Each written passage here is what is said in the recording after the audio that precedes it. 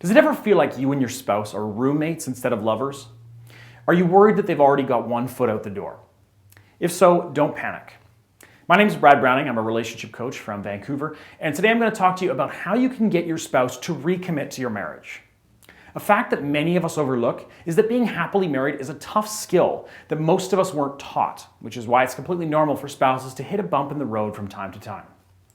On a regular basis, I work with married couples who are working on making a brighter future together, and believe me when I say that as long as your spouse is still there, it's completely possible to get them to recommit. Here's how. Number one, control your emotions.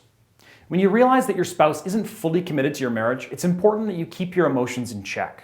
It's completely normal to be upset about the situation, but blowing up or pleading them to recommit to your marriage will push your spouse further away and make you appear undesirable.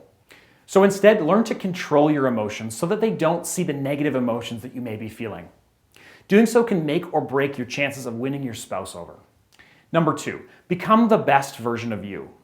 Now, I know this may sound a bit odd considering your spouse is the one who needs to recommit, but if you want to give your marriage another chance, then you need to change as well. Now, this doesn't mean you need to completely change who you are, but rather change your behaviors that are negatively affecting your marriage. For example, if you have a habit of walking away when your spouse is sharing their concerns with you, then that's a behavior that you need to change. And once you show your spouse that you are willing to work and improve yourself, then they're going to be willing to re-engage with you and be more open to giving the marriage another chance. Number three, listen to your spouse.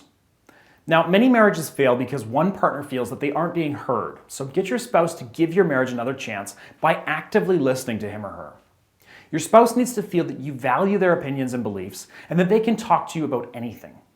Now, even when your spouse says something that's hard to hear, like "I need space" or "you have a temper," it's important that you demonstrate that you're listening by making eye contact when they speak and then paraphrasing what they've said.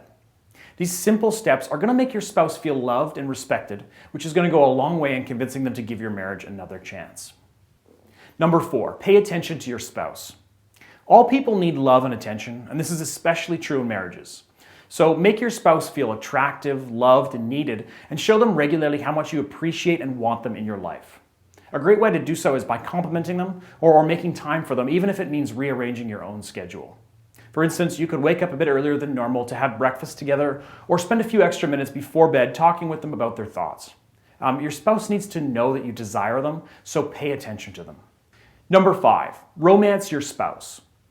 Now, romancing your spouse could do wonders for your marriage, and it's one of the best ways to help your spouse recommit.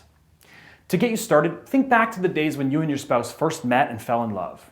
You talked together, laughed together, left each other sweet notes, and held hands everywhere you went. And getting in this mindset can help with your romantic side. Next, bring those romantic gestures back into your marriage. Make plans to go out dancing Saturday night, rent your favorite movies, or wine and dine together. Whatever you choose to do, make it something that will reignite the spark between you and remind your spouse why they fell in love with you in the first place. Number six, surprise your spouse. Similar to romancing your spouse like I just talked about, you can also show them how much they mean to you by surprising them. So whether it's giving them, a sweet card, calling out of the blue to tell them you miss them, or having a bath drawn for them when they get home, the point is to do something totally unexpected to surprise and wow your spouse. And when these types of surprises return to your marriage, your spouse is going to see the effort that you're making and how your relationship is improving as a result. And this, of course, is going to encourage them to give your marriage another chance. Number seven, get professional help.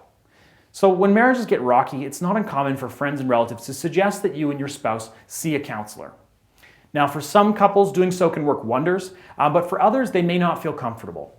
And since your spouse isn't completely committed to the marriage right now, this could be an option that you'd like to explore. However, of course, if you're worried that even asking your spouse to go to counseling is only going to push them further away, then you may want to go a different route. For instance, you could consider my Mend the Marriage program.